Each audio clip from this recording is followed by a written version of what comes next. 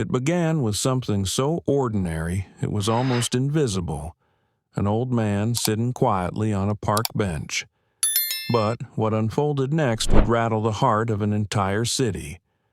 A young, cocky cop, full of swagger and bad assumptions, spotted what he thought was an easy mark. What he didn't realize was that someone else was watching, someone who had waited a long time for this moment. Because this wasn't just any man on that bench, and the one observing from the shadows. He was about to set off a chain reaction that would rip through a crooked system like a thunderstorm tearing through dry timber. This is a story of silent strength, searing truth, and a twist that won't let you breathe until the final second. A soft breeze pushed the scent of salt air and blooming jasmine across the grounds of Harborview Park that morning. The sun, already stretching high above the Atlantic, filtered through lazy clouds, casting long golden streaks across the walking paths and glistening lawn. The chirps of sparrows danced with the groan of a rusted swing set swaying somewhere in the distance.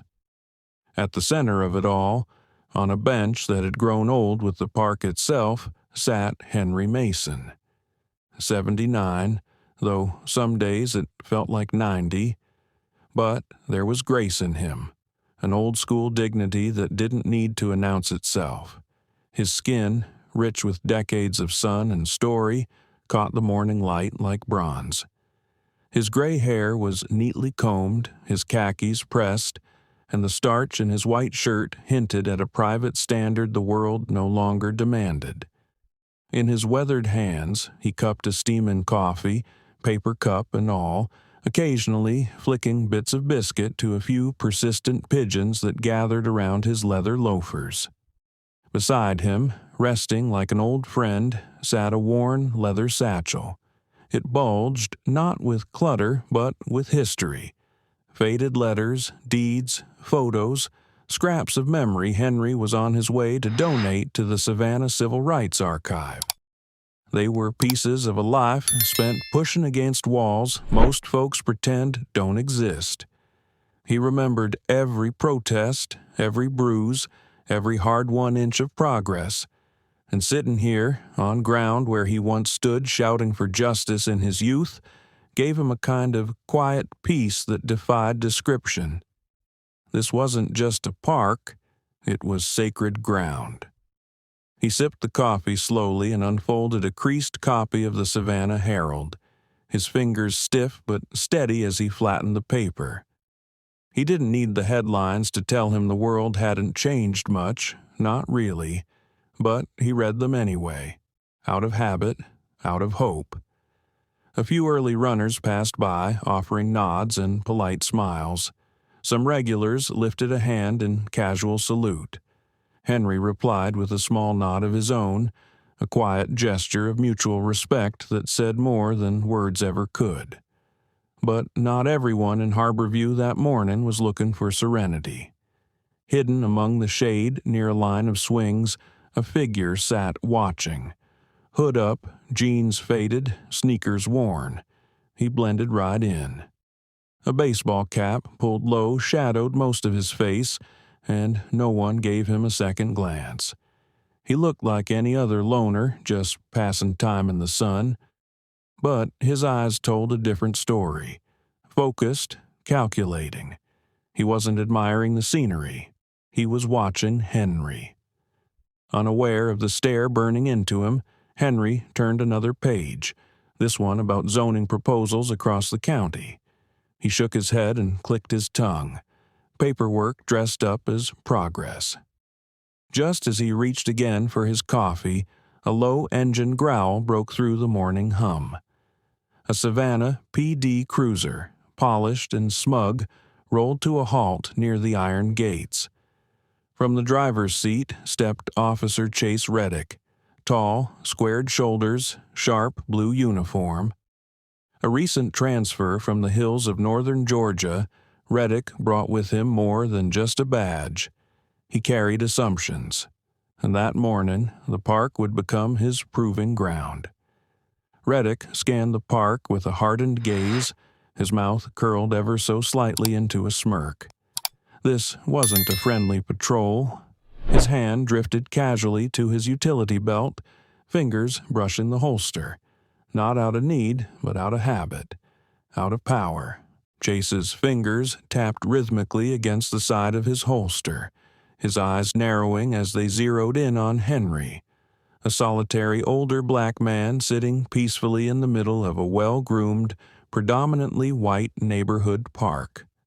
That smirk returned to the officer's face, subtle but loaded, as he started his approach, his boots crunching the clover and dry leaves with every heavy step.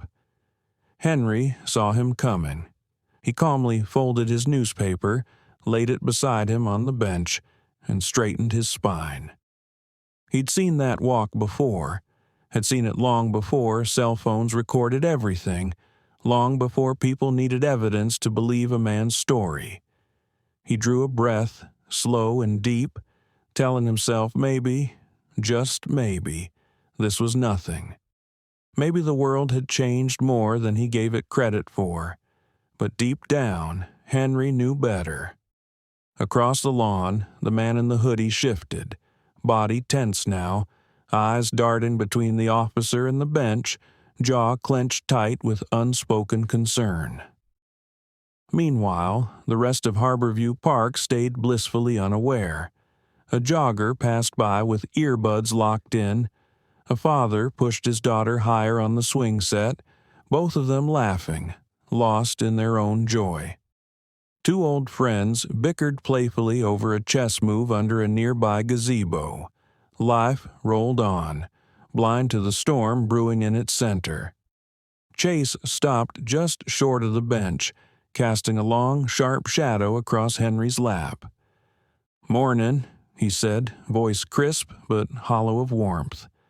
Henry gave a polite nod. "Mornin', officer." The cop's eyes scanned everything, the cup of coffee, the satchel, the folded paper. His fingers returned to that slow, deliberate tapping against his sidearm. "Can I ask what you're doing here, sir?" The question came flat, but the message underneath was loud and clear. Henry met his gaze evenly. "Just enjoying the morning," he replied, his voice measured, calm. "Same as I do most days." Chase tilted his head slightly, the way a dog does when it hears something unfamiliar. "This is a public park," he said, "but it's mainly for residents of the neighborhood. You live around here?" The air thickened with quiet tension. Henry's face stayed composed, but something ancient and fierce stirred behind his eyes. He had fought too hard, sacrificed too much, to have to justify his presence in a place he'd helped keep open for everyone. "I've lived 3 blocks away for over 40 years, he said, voice low but unyielding, each word landing with the weight of history. Chase's nostrils flared. "Got any ID to prove that?" he asked, the tone sharp now, not a question but a test, and both of them knew it. Henry didn't flinch, didn't dig into his pocket, didn't break the silence with any nervous motion. He simply looked up, steady and firm. "I don't carry my license on a walk," he said clearly. "Don't believe that's required by law, officer." A long, tense beat passed. Around them, nothing skipped a beat. No gasps, no crowd. But something in the air felt like it had shifted, like history was stepping forward again in a darker coat. Chase's fingers twitched, and that smirk crept back in. "Maybe you should," he muttered.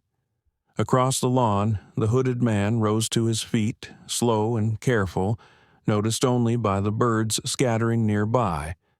And Henry Mason, still sitting there with his memories tucked inside that weathered satchel, understood now. This wouldn't end quietly.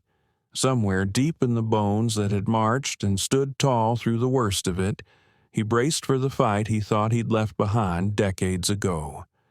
The tension was electric, humming low and dangerous. Officer Chase Reddick shifted his stance, still looming like a gatekeeper drawn by his own prejudice. Henry didn't blink. He just sat there, still and ready, eyes locked, waiting to see which way this young man would go, toward reason or toward something far darker. Chase's hand lingered by his belt again, the tapping steady but loaded. It wasn't loud, wasn't overt, but Henry had heard it all before. He'd faced the growl of dogs, the sting of hoses, the steel chill of a cell, for nothing more than asking to be treated like a man. But this quiet, unspoken challenge from a kid who could have been his grandson, that cut deeper than anything else. "Sir," Chase said again, voice dropping an octave. The officer's voice rose, louder now, slicing through the morning calm and catching the attention of a few nearby joggers. "I'm going to need to see some identification," he said, "or you'll need to leave the park right now." Elijah took a slow, steady breath as that familiar tightness crept into his chest. "With all due respect, officer," he said quietly, "unless I'm suspected of committing a crime, I'm under no legal obligation to show ID." Darren's shoulders tensed, his jaw ticking with restrained fury just beneath the veneer of protocol. "Are you refusing to comply with the lawful order?" he asked, stepping in closer, now casting a full shadow over Elijah's seated frame. "No, sir," Elijah replied, choosing each word with care. "I'm refusing to surrender my rights." The air between them thickened, heavy with unspoken history. Overhead, leaves rustled softly in the breeze. Across the lawn, children laughed on the swings, unaware of the quiet battle unfolding just yards away. And from the other side of the park, the man in the hoodie took one deliberate step closer. Darren's stance shifted again, this time more aggressively, his fingers no longer tapping but gripping the mic clipped to his shoulder, thumb hovering just above the call button. Elijah met his gaze, unflinching, every crease in his weathered face a roadmap of resilience. "You sure about that, old man?" Darren sneered, the contempt now unmistakable. "Because I can make this real simple. You either come with me now, or I'll haul you down to the station and sort this out there." He made it sound like a favor.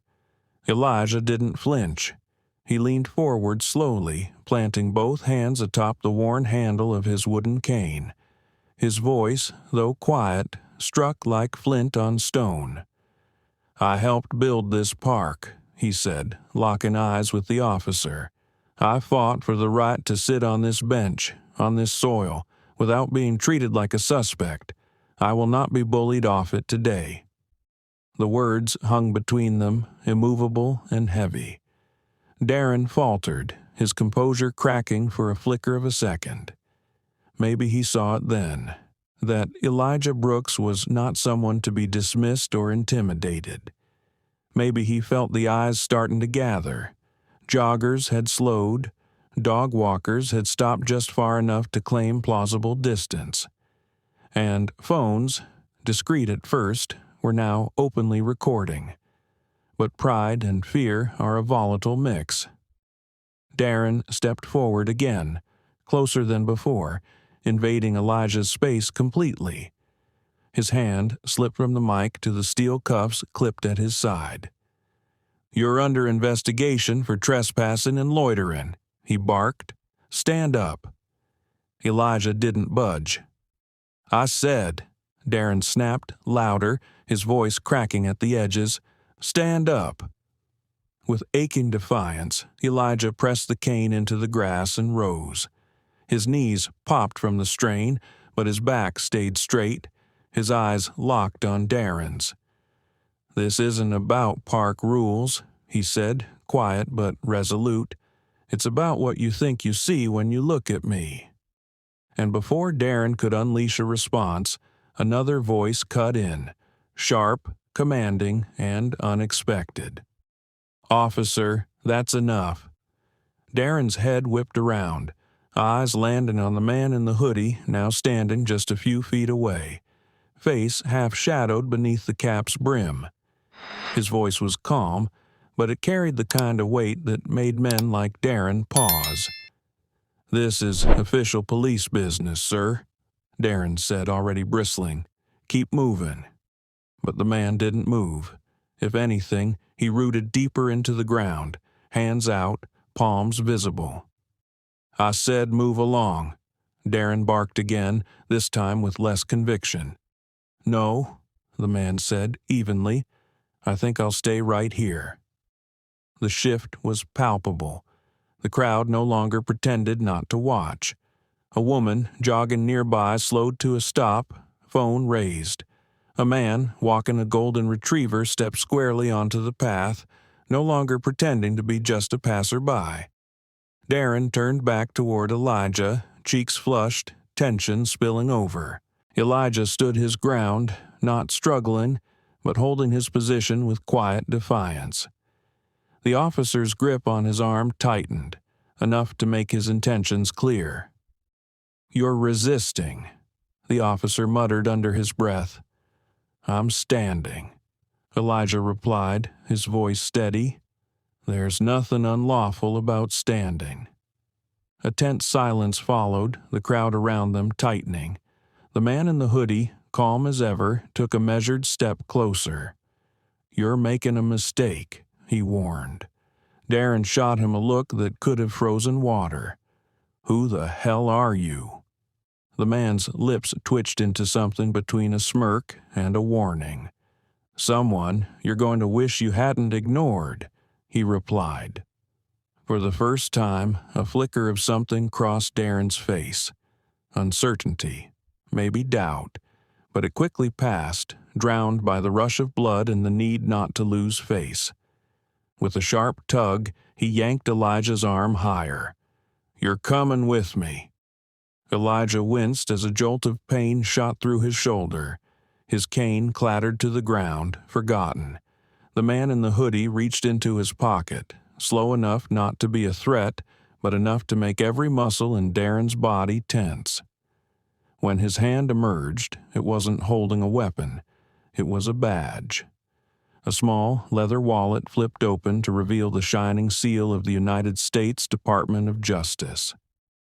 Darren blinked, confusion and panic flashing across his face. Elijah, breathing hard, narrowed his eyes. He didn't know exactly who this man was yet, but he knew that badge wasn't something you just pulled out without reason. The bystanders gasped, and phones appeared, cameras rolling.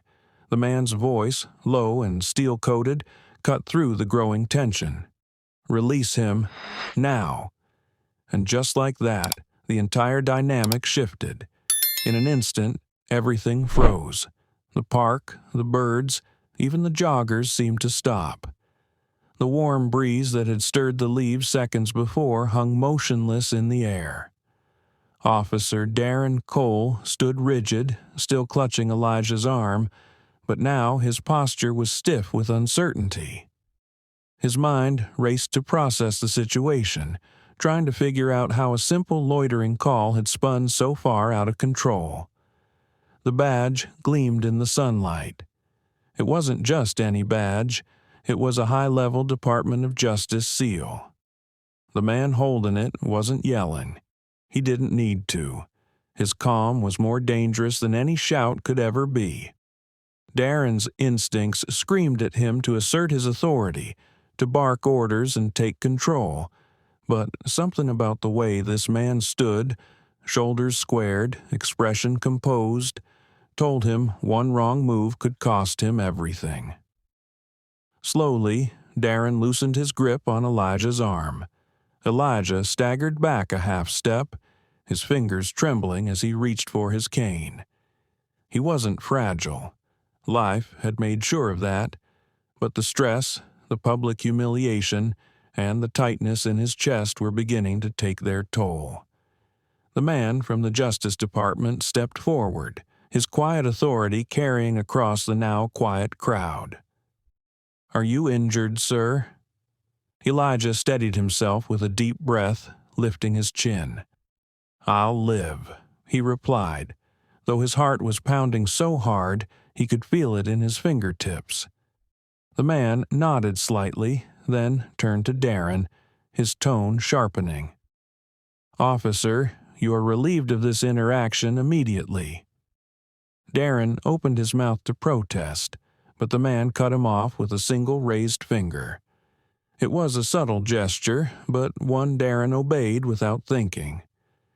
"You've escalated a peaceful situation without cause," the man continued. "You've initiated an unlawful detainment of a private citizen with no probable cause, and you're now the subject of an active federal inquiry."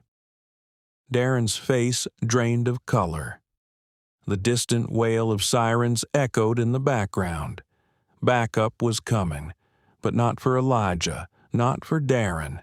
Backup was coming for the situation Darren had just created. The man closed his badge and tucked it neatly into his jacket. "You will wait here," he instructed in a voice cold as steel, as if speaking to a child who refused to listen. "Touch your radio. Do not attempt to leave. Federal agents will arrive momentarily to debrief you." Nearby joggers and dog walkers, many of them now openly recording with their phones, shifted closer, sensing the significance of what was unfolding. This wasn't just a cop overstepping his bounds, it was about to become national news. Elijah adjusted his cane and took a slow, deliberate step back toward the bench where his newspaper still fluttered in the breeze. The man in the hoodie turned to him, his tone softening. "Mr. Brooks," he said, using Elijah's name without ever having asked for it, "is there someone you'd like us to call? A family member? A friend?" Elijah shook his head slightly. "No, sir. I'm perfectly capable of walking home once I catch my breath." The man smiled, a small but genuine expression. "I believe you." The sound of approaching sirens grew louder. A pair of unmarked black SUVs rolled into the park entrance, flanked by two Charleston police cruisers that looked suddenly very out of place. Federal agents in dark suits stepped out, scanning the area with swift, quiet efficiency. The man in the hoodie, who clearly wasn't just some field agent, nodded to them once, then turned back to Darren. "You'll go with them," he said simply, "and you'll answer their questions thoroughly." Darren looked like he wanted to argue, to fight, to salvage some scrap of his authority. But he didn't. Deep down, he knew he'd just detonated his own career. He dropped his gaze to the ground and said nothing more. The agents approached, one of them resting a hand lightly but meaningfully near his sidearm, guiding Darren away from the scene. As they disappeared behind a grove of oak trees, the park seemed to exhale again. The breeze returned, the birds resumed chirping cautiously. The man in the hoodie turned back to Elijah. His voice was lower now, more private. "I've been monitoring Clearwater Park for weeks," he said. "We've had multiple reports of racial profiling, discrimination, abuse of authority. We needed first-hand confirmation before we moved." Elijah raised an eyebrow. "And you decided to just sit back and wait until something happened?" The man's jaw tightened slightly. A flash of guilt, or maybe just the awareness that sometimes doing the right thing meant letting the wrong thing happen first, so it could be proven beyond all doubt. "I hate that it came to this," he said honestly, "but now we have it on record. Multiple angles, witnesses, video, body cam. It's airtight." Elijah studied him for a long moment, weighing him. "And you?" Elijah finally asked. "Who exactly are you?" The man hesitated, then offered his hand. "Nathaniel Chambers," he said, "Deputy Attorney General of the United States." The name hit harder than any shove Darren could have delivered. The deputy attorney general, one of the top law enforcement officials in the entire country, and he'd been sitting 20 yards away on a weathered park bench, watching everything. Elijah shook his hand firmly, without hesitation. "Elijah Brooks," he said, "not that you needed me to tell you." Nathaniel chuckled quietly, a warm sound despite the weight of the moment. "No, sir," he said. "Your reputation preceded you." They stood there for a beat longer, two men from different worlds, different generations, different battles, but bound somehow by a shared understanding. Finally, Nathaniel stepped back. "We'll be contacting you, Mr. Brooks," he said. "There's going to be a full investigation. I'd appreciate your testimony, your experience, your voice. It's going to matter." Elijah nodded slowly. "I'll be there." As Nathaniel turned to leave, his federal escort trailing behind him, Elijah lowered himself carefully back onto the bench. His newspaper lay forgotten, his coffee now cold and untouched beside him. He stared out across the park at the playground, the old oaks, the open fields, and felt the weight of the moment settle deep into his bones. The fight wasn't over. It had just found a new battlefield, and Elijah Brooks, tired but unbroken, was ready to fight it one more time. It should have returned to calm after that. The park should have gone back to the easy rhythm of children's laughter, dogs darting after tennis balls, neighbors swapping stories over lukewarm coffee. But it didn't. Not completely. The air still buzzed, charged with tension, questions, disbelief. Folks who had witnessed everything, some with phones still aimed and others just frozen in place, couldn't bring themselves to return to their routines. They lingered, whispering to each other, their eyes inevitably finding Jameson Brooks. Jameson eased himself back onto the bench, his cane propped against his knee, both hands gripping the handle tighter than he realized. His heart thundered, not from fear, and not exactly from rage either, but something older and heavier. Maybe sorrow, maybe just the weary ache of having lived too long in a loop you thought you'd escaped. He'd spent years in this same park watching kids who had no idea they were growing up in the marrow of someone else's dream. He used to think, hope, that maybe the tides had turned. Maybe it had finally gotten better. But now, here he was, staring at the same line in the sand. Across the lawn, two city cops hustled into view, both much younger than Officer Daniels, both visibly uneasy in their uniforms. Their radios hissed low, unsure. They slowed when they spotted the black federal SUVs near the gate, and they froze when they caught sight of the man in the gray hoodie, Deputy Attorney General Nathan Chambers, still speaking into his phone just yards away. Jameson watched the officers shift their weight from foot to foot, like kids caught sneaking out after curfew. He recognized that body language. Guilt, laced with fear. Good. They should feel it. One of them, a blond kid with Wallace stitched into his chest, finally worked up the nerve to approach. "Sir," he said, his voice too thin, too rehearsed, "we're going to need a statement about what happened here today." Jameson looked up at him. Didn't speak right away, just let the weight of the moment stretch. Then, slowly, he leaned forward, picked up his newspaper, and folded it neatly in his lap.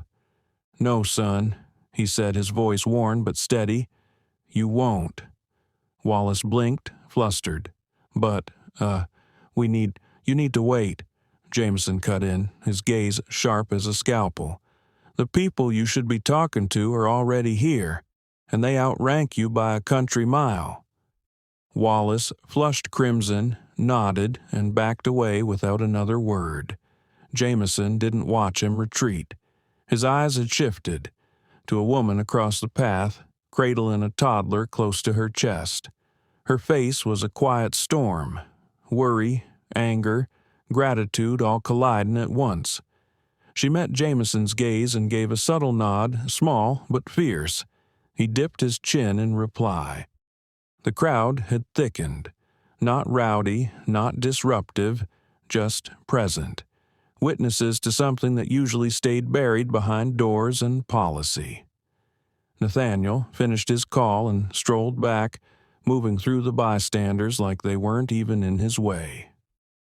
"Mr. Brooks," he said quietly, "they'll want you to come to the station, file a formal complaint, but it's your call." Jameson paused. He thought of headlines, of the late-night punchlines, of the backlash that always came after. But more than that, he thought of duty, of the stubborn, sacred kind that doesn't let you walk away just because you're tired. He stood, knees protesting with age. "I'll go," he said simply, "but not because they asked." Nathaniel gave a half-smile. "No, sir, because you lead." Jameson grunted, no interest in being charmed. The two of them walked across the park, side by side, Nathaniel moving like a shield at his flank. People stepped aside. Some nodded. A few reached out, brushing Jameson's sleeve, murmuring things he couldn't fully hear. One boy, maybe 12, maybe younger, stood stiff at the edge of the path, arm raised in a trembling salute. Jameson slowed, looked down, and saw what lived in that boy's eyes. Awe, yes, but also a quiet desperation. A hope that maybe this world hadn't forgotten him, too. The boy couldn't have been older than 12, yet his eyes held something ancient. Hope, maybe, or the desperate hunger for a role model. Without speaking, Elijah returned the salute with 2 fingers pressed gently to his brow and a slow, solemn nod. The kid beamed, his face lighting up in a bashful grin, before he darted back to his waiting parents. At the curb, Nathaniel reached for the back door of a sleek, unmarked SUV and pulled it open. Elijah paused, staring into the sterile black interior. The cold, untouched leather seemed to radiate detachment. After everything that had just happened, stepping into a car like that felt wrong, like waving a white flag. Nathaniel seemed to sense the hesitation. He laid a steady hand on Elijah's shoulder, not guiding, not urging, just grounding him. "This time," he said, voice low but sure, "you ride up front." Elijah's throat tightened. He gave a single nod and climbed in, settling into the passenger seat as Nathaniel rounded the hood. When the door shut behind them with a muted click, it was as if the outside world had been sealed off. Now it was just the two of them. 2 generations, 2 lives marked by the same battle, sitting side by side in the quiet. Nathaniel started the engine. The SUV rolled forward, pulling away from Clearwater Park, where the fading afternoon sun painted long shadows across the windshield like drifting ghosts. Neither man spoke for a while. They didn't need to. The weight of what had unfolded back there hung between them, not crushing, but present. A burden Elijah had shouldered more times than he could count, but this time he wasn't shouldering it alone. The ride to the station was oddly smooth, like that eerie calm that comes just before a storm. Elijah watched the streets roll by. Familiar sidewalks, brick storefronts, playgrounds he'd once helped keep safe. Places he'd fought to improve, step by step, protest by protest. Now it all looked slightly unreal, too bright, too normal, like the world hadn't just tilted off its axis. Nathaniel drove without a word, hands steady at 10 and 2, eyes fixed ahead. The silence wasn't awkward. It was the kind built on mutual understanding, respect without the need to fill space. When they pulled up outside the Charleston Police Department, Elijah felt a tightness form at the hinge of his jaw. The brick building stood almost unchanged since the first time he'd stepped through those doors 4 decades ago, demanding answers after a friend had been beaten bloody for asking for his paycheck. Maybe the paint was new. The bones were the same. Nathaniel parked in a spot marked for senior officials and cut the engine. "You ready?" he asked. Elijah gave him a look, then turned back toward the building. "Been ready since '74, he muttered. They stepped out in unison. Officers milling in the lot turned to watch. Some faces flickered with awareness, others with confusion. Nathaniel didn't even blink. He walked like a man who didn't ask for space. He took it. Inside, the air was taut, the kind of atmosphere that hums with unspoken tension.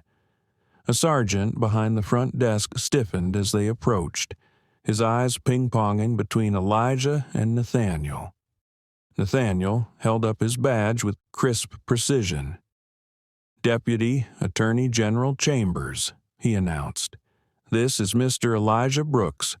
We're here voluntarily to provide a statement about the incident at Clearwater Park." The sergeant swallowed hard and fumbled for a clipboard. "Yes, sir, right away." They were guided to a cramped interview room, peeling gray walls, a beat-up table, 2 molded plastic chairs. Elijah sank into one with a grunt, his 79 years weighing heavy on his frame. Nathaniel didn't sit. He stood just behind and to the side, arms loosely folded, a silent barrier between Elijah and the door. Minutes later, 2 internal affairs officers entered, their expressions tight with dread, men fully aware they were stepping into a minefield. "Mr. Brooks," one began, his tone overly formal, "we understand you had a confrontation with Officer Darren Cole earlier today. We'd like to hear your version of events." Elijah leaned back, resting both hands on the head of his cane. His voice was steady, resolute. No stammer, no flourish, just the truth. He told them everything. The way Darren approached, the loaded questions, the sudden escalation, the hands that didn't need to grab. There was no anger in his telling. There didn't need to be. The truth, bare and brutal, needed no embellishment. Elijah laid it all out with unflinching clarity. The 2 investigators across the table couldn't mask their discomfort.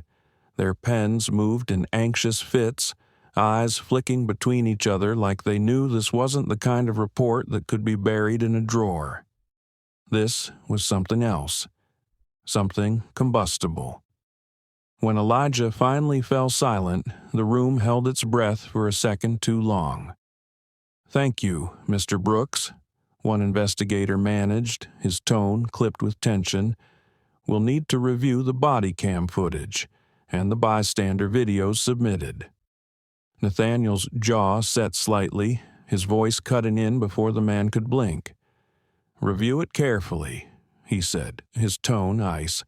"And keep in mind, obstruction of justice carries real consequences." The investigator bobbed his head, pale and rattled. "Yes, sir. Understood." They gathered their files in clumsy haste and disappeared. When the door clicked shut, Elijah exhaled, his breath slow and weathered. Nathaniel finally lowered himself into the chair opposite, posture loose but eyes still scanning, still ready. "You handled that better than most guys half your age," he said, voice pitched low. Elijah managed a tired grin. "Takes practice." Nathaniel leaned back, arms folded. "You know, today wasn't just about you," he said. Elijah raised an eyebrow, silent. Nathaniel tapped 2 fingers on the table. "It's this town, this system. Clearwater Park was supposed to be a symbol, a mark of how far Charleston had come. But now, it's just a reflection, a damn mirror showing us what's still cracked." Elijah didn't argue. He didn't have to. The truth of that settled between them like a weight neither tried to move. "Change comes slow," Elijah said finally, eyes distant. "Slower than it should. Slower than we need." Nathaniel nodded, his jaw tight. "Sometimes it needs a shove." They sat like that for a few quiet minutes, two soldiers in different wars, bonded by the same bruises, until a soft knock broke the silence. The same nervous sergeant from earlier peeked through the door. "Sir," he said to Nathaniel, "the media's outside. And protesters. Word's gotten out." Nathaniel stood with ease. "Good," he replied, simple and sure. Then he turned to Elijah. "You up for it?" Elijah didn't answer right away. He thought about the crowd, the noise, the endless questions. But more than that, he thought about the boy in the park who saluted him, the woman gripping her baby, the kids still watching from the shadows, wondering if this world was ever going to see them. He rose slowly, his cane steady in one hand. "I was born up for it," he said. Nathaniel's grin this time was wide, unguarded. He pushed the door open and they walked together down the hall toward the firestorm waiting outside. And if Elijah's hands shook slightly as he fixed the lapel of his jacket, that was between him and himself. Because courage doesn't always come loud, it comes steady. It walks forward even when the world is watching, especially then. When Elijah Brooks stepped through the doors of the Charleston Police Department, the world exploded. Cameras flashing like lightning, voices rising in a frantic flood, microphones pushed forward like drawn blades. For a second, Elijah froze. The crowd was bigger than he'd imagined. Reporters, citizens, politicians sniffing for headlines. But beyond them, he saw the ones who mattered. Mothers with children pressed close, young men with set jaws and wary eyes, elders at the edge of the noise, silent and nodding in his direction, passing something invisible, something sacred. Nathaniel stepped beside him, not shielding, just there, a quiet wall of calm. The questions flew fast and sharp. "Mr. Brooks, were you assaulted by Officer Darren Cole? Will you press charges? Do you believe this is an isolated incident or proof of a deeper problem in Charleston PD?" Elijah drew a breath, the noise swirling around him.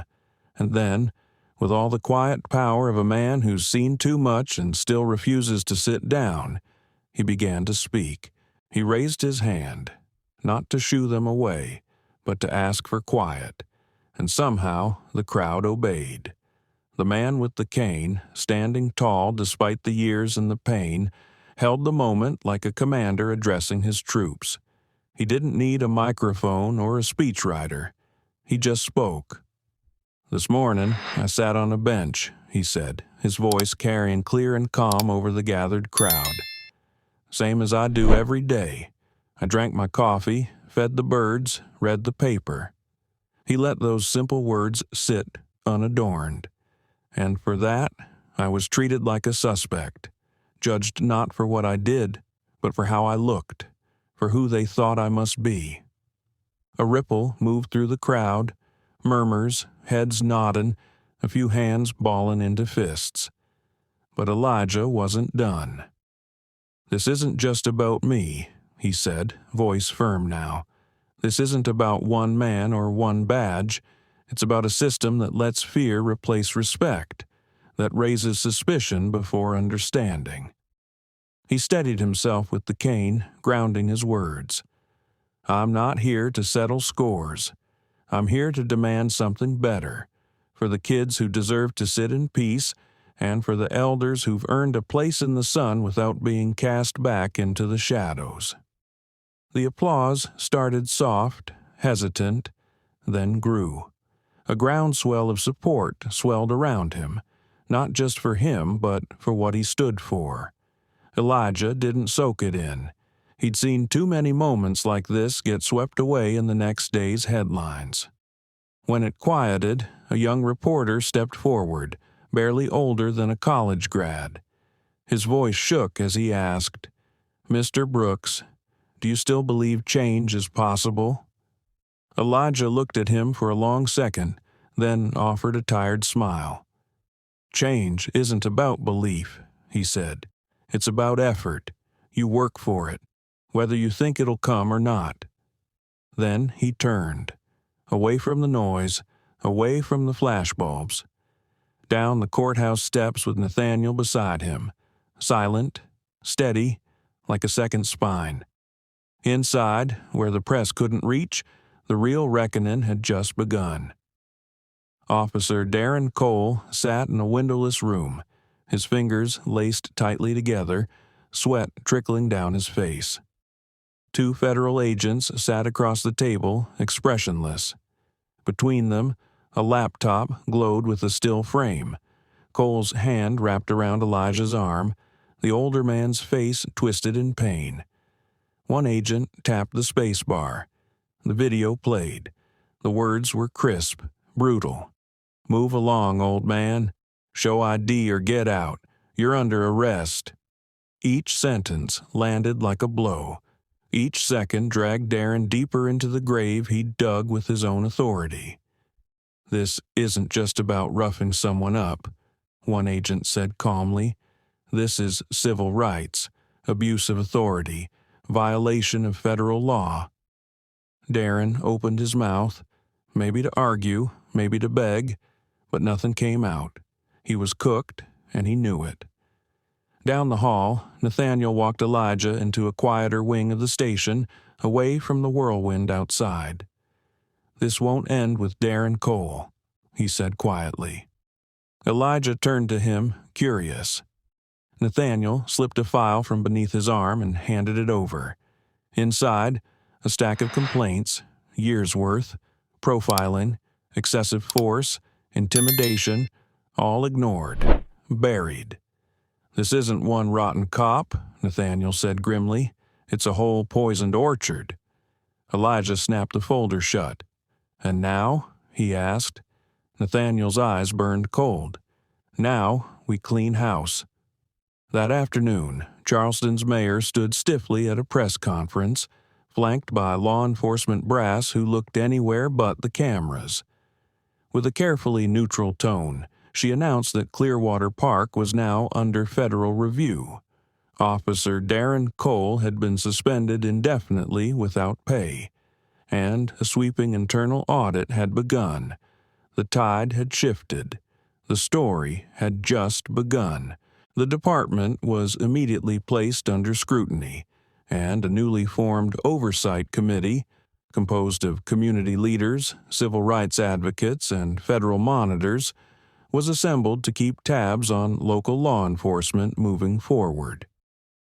When word of the announcement reached the public outside the station, the crowd erupted in cheers, a surge of joy that wasn't just about today's breakthrough, but about the weight of years, decades, of struggle finally shifting. It wasn't just noise, it was release. But a few blocks away, parked discreetly from the chaos, Elijah Brooks sat silently in the back seat of a dark SUV, his hands resting on the worn handle of his cane, his gaze distant through the window. Nathaniel Chambers slipped into the driver's seat without a word. For a while, neither spoke. Then, with quiet reverence, Nathaniel said, "You did more today than most men ever dream of." Elijah turned to him, his eyes sharp and grounded. "I didn't do it for the cameras," he replied, "or the headlines." Nathaniel nodded. "I know." Elijah's voice dropped low. "I did it because this country still doesn't know how to see us." Nathaniel's grip on the wheel tightened until his knuckles paled. "Maybe not yet," he said, "but they're going to learn." Elijah looked back toward the park, where the first chants rose, where the first cracks in the wall formed. He didn't say anything more. He didn't have to. Sometimes the most enduring victories aren't loud. They're carried in silence by those who refuse to let the weight of injustice break them. And as the sun dipped low over Charleston, painting the sky in amber streaks, Elijah Brooks sat steady with the fire of change flickering strong in his chest. In the days that followed, it was as if a dam had burst. Everything buried for so long came pouring out. Clearwater Park wasn't just a neighborhood hangout anymore. It had become a flashpoint, a symbol, a reckoning. Every news channel in Charleston aired the same footage. Officer Darren Cole seizing Elijah's arm. Again and again, the image flickered across living rooms and storefronts, impossible to ignore, even for those who didn't want to see. But it wasn't just the clip that sparked something, it was the truth it exposed. Old wounds reopened, long-held silences shattered. At a city council meeting held 2 nights after the incident, residents flooded the chamber. Some brought photos. Others hoisted handmade signs. Most came carrying nothing but stories they had kept buried for too long. A tiny, elderly woman, with a gaze that could cut steel, told the room how her grandson had been frisked just for sitting on the playground swings after dusk. A business owner shared how her teenage staff were harassed regularly closing up their corner shop. A retired teacher, his voice breaking, recalled being pulled over 5 separate times one summer while driving home from the school where he taught for 3 decades. Elijah sat in the back row, silent, his cane resting beside him. He didn't speak. He didn't have to. His presence alone carried the weight of every word spoken that night. The council listened. Some of them, at least. A few shifted in discomfort. Others folded their arms, but a handful leaned in, eyes focused, hearts open. Elijah knew that's all it took. Just a few willing to truly hear. Meanwhile, Darren Cole's name became a headline, not just in Charleston, but across the state and beyond. And with the spotlight came deeper scrutiny. Reporters, investigators, watchdogs, they all started digging. What they uncovered surprised even the most cynical. Darren Cole had a trail behind him. Previous assignments, buried complaints, records that had somehow vanished. Reports of profiling, unjust arrests, excessive force, all scrubbed clean from his file. Someone, somewhere, had helped keep him in uniform. Now, even the cover-up was unraveling under a microscope. Nathaniel Chambers, the man who had stepped into that park with federal authority, wasted no time. He greenlit a full-scale investigation, one that didn't stop at Darren Cole. This was about the Clearwater Police Department's very foundation, its hiring, its disciplinary track record, its leadership, and what they found was rot. Rot that ran from top to bottom. The badge was gone, no robe, just the weight of what had been done. She gave the officers a nod. "Take him away." As Riker was led out, the courtroom remained silent. No applause, no cheers, only quiet observation. It wasn't about celebrating, it was about witnessing. Sometimes that's far more powerful than any round of applause. Celeste glanced at the file again, the Monroe Mandate. She closed it, grabbed her robe from the bench, and spoke one last time. "Court is adjourned." The courthouse emptied slowly, as if a storm had passed, leaving calm in its wake. People didn't rush out. They lingered, whispering to each other, sharing soft embraces. Some touched the banisters or the courtroom doors, grounding themselves to a place that had once felt like an unmovable fortress. In her chambers, Celeste sat alone. The files were gone, the room quiet, the robe hanging on her chair as it always did, but this time it felt different. Lighter, not because the burden was gone, but because it had been spoken aloud. She turned in her chair to face the mirror behind her desk. Her reflection showed patches of unevenly grown hair, silver strands coming back slowly. There was a part of her that wanted to hide the scars, to smooth over the pieces that still felt exposed. A knock interrupted her thoughts. It was her sister, Nain. Without a word, she moved to pull a folding stool from the corner and set it behind Celeste, pulling out a small pair of clippers. "You ready?" she asked. Celeste met her gaze in the mirror. No fear remained, just resolve. "Yeah," she whispered. "Let's finish it." Nain moved carefully, each pass of the clippers deliberate and gentle. The remaining uneven strands fell away, not out of shame, but as a choice, a fresh start. When she was done, Nain handed Celeste a mirror. Celeste turned it in her hands before looking at her reflection. It stared back, bold, bare, strong, and beautiful. "You could rock that every day and still own every room you walk into," Nain said with a grin. Celeste didn't respond right away, just stared at herself. "This is who I am now," she said softly. Nain corrected, "No, this is who you've always been." Now the world just caught up. They both smiled. That night, Celeste walked out of the courthouse without a wig or a scarf, just her head held high under the city lights. As she stepped onto the sidewalk, a small group of onlookers noticed her. No cameras, no reporters, just people. One woman, maybe in her 70s with thick glasses, stepped forward and placed a gentle hand on Celeste's arm. "I never thought I'd live to see someone like you do what you just did," she said, her voice trembling. Celeste took her hand. "You didn't just survive," she said. "You paved the road." Behind her, a teenager approached shyly. No words, just a look. Then she pulled off her hoodie, revealing her own shaved head, and nodded. Celeste nodded back. A silent understanding passed between them. Later that night, Celeste stood on her front porch, watching her quiet neighborhood. Porch lights flickered gently, the wind rustling the oak trees. Inside, her phone buzzed with texts, emails, and news headlines, but she let them wait. Tonight wasn't about the noise, it was about finally hearing herself breathe. The next morning, she returned to the courthouse. Business as usual, at least on paper.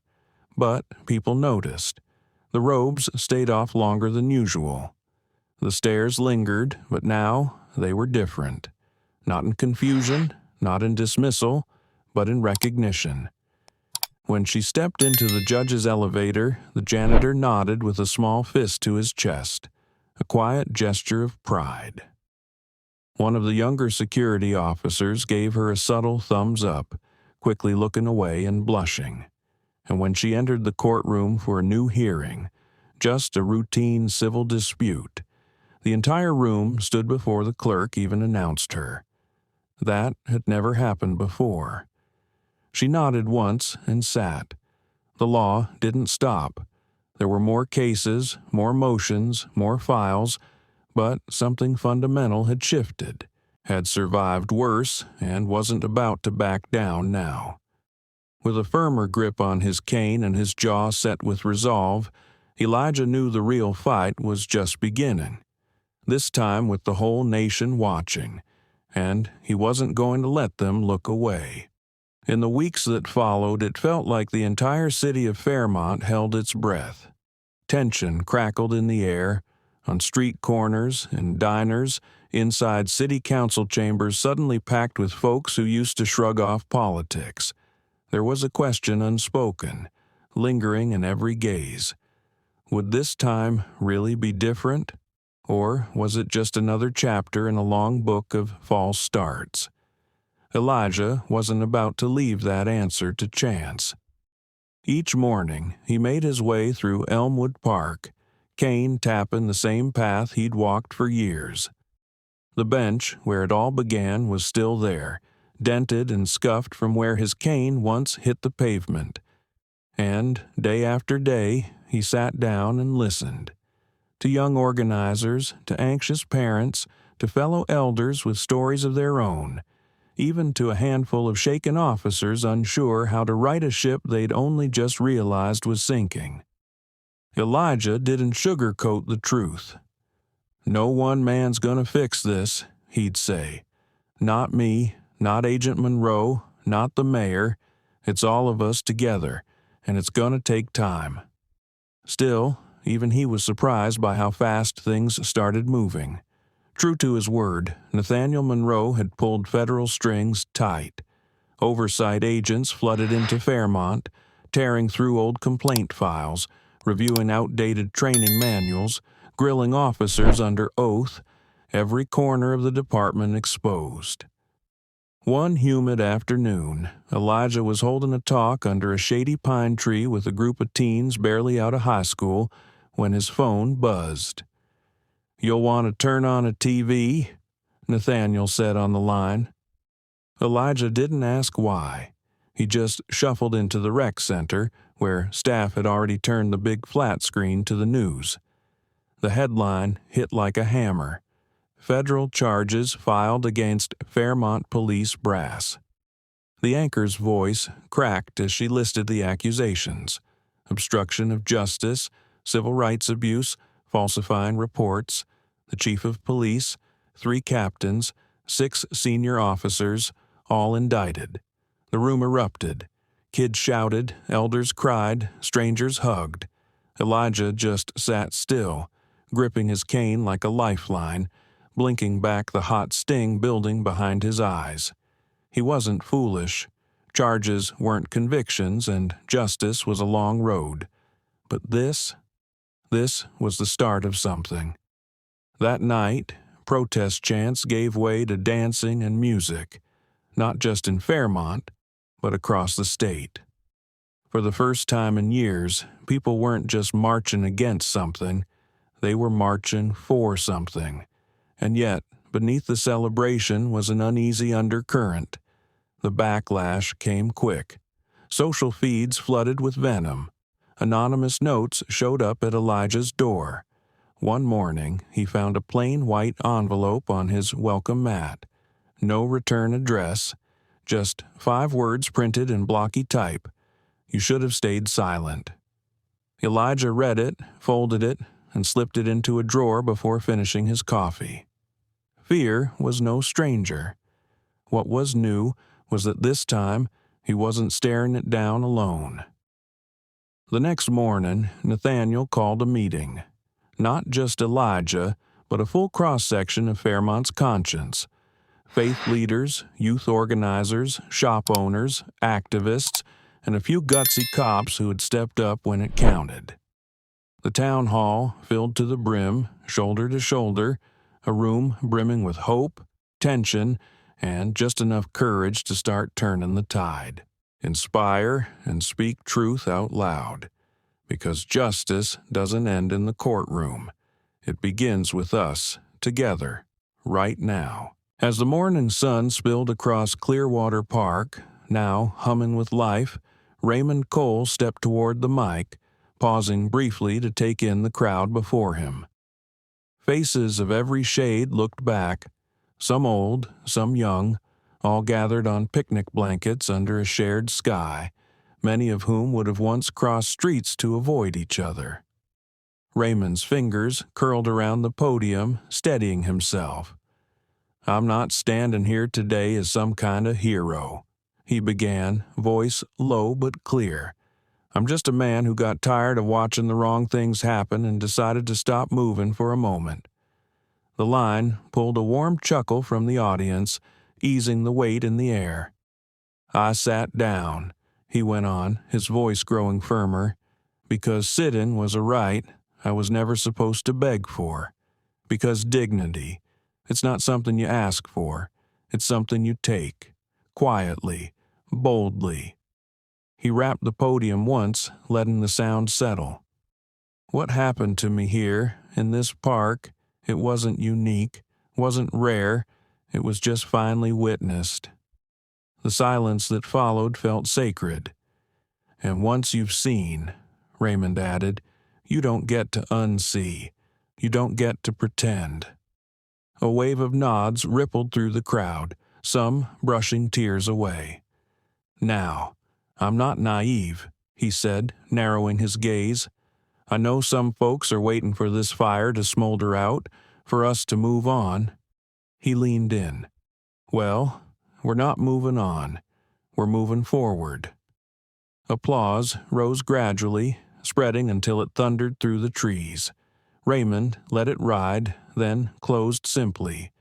"And this time, we're not leaving anyone behind." As he stepped back, a standing ovation wrapped around him like a tide. Later, the mayor unveiled a polished bronze plaque near the old fountain. It didn't call him a victim. It didn't call him a hero either. It read, "Raymond Cole, a man who reminded us who we could be." Raymond stared at it, quietly absorbing the weight of it all. He'd never asked for this, but as he stood there surrounded by a mosaic of faces that looked like the future he had dreamed of, a calm settled in his chest. Marcus, his longtime friend, clapped a hand to his shoulder. "You think we're finally getting somewhere?" he asked. Raymond gave a slow, knowing grin. "Getting somewhere? Man, we just laid down the road." They laughed together, deep, tired laughter that felt like decades being dusted off. But not everyone was laughing. A small group stood at the edge of the park near the trees, some newer officers, a few older ones, most clapping politely. Some, though, wore tight lips and hard eyes. Raymond noticed. He didn't need to guess what it meant. Change, the kind that sticks, never comes without resistance. That evening, as the sky melted into a riot of orange and violet, Raymond returned to the same bench where everything had started. The park had emptied, laughter fading into the distance. It was just him, the gentle churn of the fountain, and the buzz of cicadas.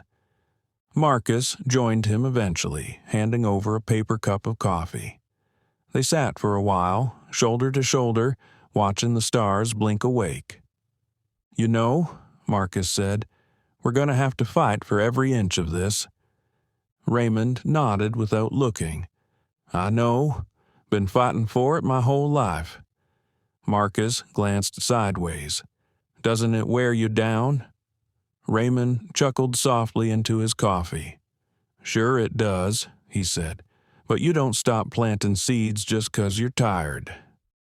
He gazed out at the light strings twinkling between trees, the faint echoes of joy still hanging in the air, and something stirred in him. Something quiet, fierce, and full of breath. Not anger, not sorrow, hope. The stubborn kind. The kind that doesn't need a spotlight, because real change doesn't crash like thunder. It arrives step by step, word by word, fight by fight. And Raymond Cole, cane in hand and spine straight as ever, wasn't about to step away now. Not when it mattered most. Not ever. Seasons in Brentwood shifted slowly, like they always did. One thick breeze, one burnt orange sunset, one brittle leaf falling at a time. By the time fall arrived, Clearwater Park didn't look like the place it once was. The broken sidewalks were restored, fresh benches planted firm and wide. Clearwater Grove was buzzing that afternoon as David Brooks approached the mic set up at the park's new heart. He paused for a moment, eyes scanning the sea of faces before him. Young, old, black, white, brown, all seated side by side on blankets and lawn chairs. Folks who once might have crossed the street to avoid one another now gathered in unity. David gripped the podium to steady himself, then began. "I'm not standing here as some kind of hero," he said, voice low but steady. "I'm just a man who got tired of watching the wrong thing happen and finally chose to sit down." A soft ripple of laughter broke the tension. "I sat," he continued, his voice rising, because sitting was never something I was supposed to earn. Because dignity isn't a favor you ask for.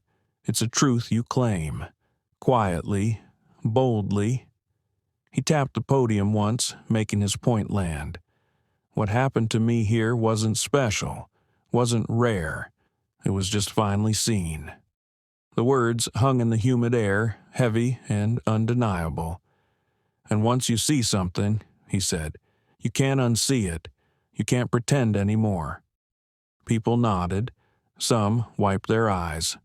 I'm not naive, he added, tone tightening.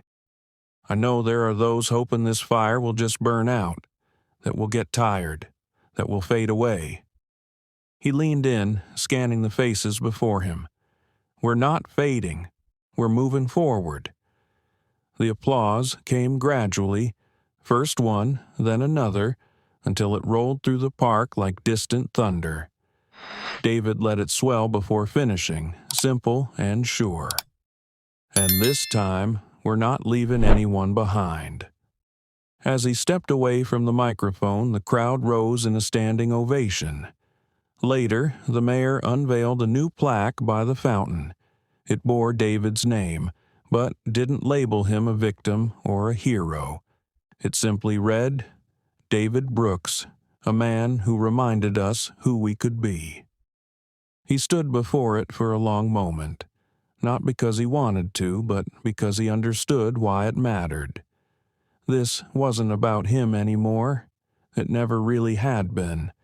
As he stood there surrounded by a crowd that looked more like the future he'd always dreamed of, something settled deep inside him, a peace. Nathan Chambers, ever his friend, clapped a hand on his shoulder. You think we're finally getting somewhere? He asked.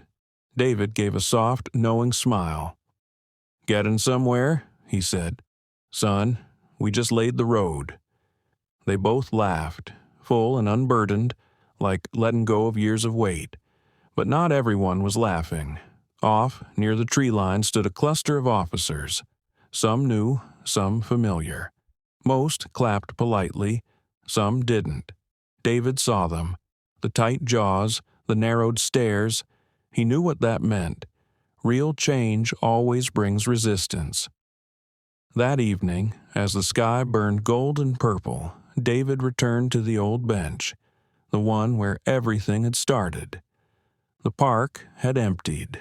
The laughter faded. It was just him, the buzz of cicadas, and the soft gurgle of the fountain. Nathaniel joined him after a while, handing over a warm cup of coffee. They sat quietly, sipping, watching the stars poke holes in the night. You know, Nathaniel said eventually, we're going to have to fight for every inch. David nodded. I know, he said. Been doing it my whole life. Nathaniel glanced sideways. Doesn't it wear you down? David smiled into his coffee. Of course it does, he said, but you don't stop planting seeds just because you're tired. He looked out across the park, the string lights between the trees, the ghost of laughter still lingering, and felt something stir in him. Not anger, not sadness, hope, quiet, stubborn, alive. Because change never came like a bolt from the sky. It came one voice, one step, one hard-won inch at a time. And David Brooks, tired as he might be, wasn't about to step aside now. Not today. Not ever. Seasons shifted slowly in Clearwater Grove. One warm breeze, one amber sunset, one falling leaf at a time. By autumn, the park barely resembled what it had been. The cracked sidewalks were patched. New benches lined the walkways, strong ones, and right at the center stood a new bronze statue, a figure of an older man seated calmly on a bench, coffee in one hand, paper in the other. No face, no name. It wasn't meant to be just David Brooks. It was every elder who had ever dared to sit where they weren't welcome. Every quiet fighter who held the line before the world was ready to listen. But everyone in Clearwater Grove knew who lit the match. David never much liked visiting the statue. It made him uneasy, like being turned into something symbolic when he still felt like a man just trying to do the next right thing. But he understood. So, one crisp October day, he stood before it, cane in hand, watching leaves spin lazily to the ground. Around him buzzed a class of kids, 30, maybe 40, bundled in bright jackets, their teacher trying in vain to quiet the chatter. "Mr. Brooks," she said gently, "would you mind saying a few words?" David looked at those young, curious faces. So much energy, so much belief. He cleared his throat. "First time I came here," he said, "there were signs everywhere, telling folks where they could walk, where they could sit, who belonged and who didn't." Confused frowns rippled through the group. "There aren't signs like that anymore," he said, "but sometimes the rules, the real rules, the ones folks carry in their heads, they don't disappear so easy." He tapped the ground lightly with his cane. "That's why we've got to keep showing up, keep sitting down, keep standing up, keep speaking out." A little girl raised her hand. "Mr. Brooks, are you proud?" The question struck him still. His voice softened. "I'm proud of you," he said. "I'm proud of anyone who keeps fighting, even when the world's not ready." The kids grinned, bouncing back toward the school buses, their teacher waving goodbye. David watched them go, heart heavier and lighter all at once. That night, the park was aglow for a formal event, dedicating the newly reformed Clearwater Police Department. A new chief had been sworn in, someone who grew up there, who spoke about justice not as policy but as something living, breathing. Training was different now. Bias training wasn't optional anymore. Community review boards had actual power, and officers were required to walk the neighborhoods, not to patrol, but to listen, to learn, to belong. Nathaniel stood at the mic, his tie slightly loose, string lights shimmering above. He spoke about trust, about rebuilding, about doing it not with grand speeches but with 1,000 small acts of showing up. Then he called David's name. Slowly, David rose.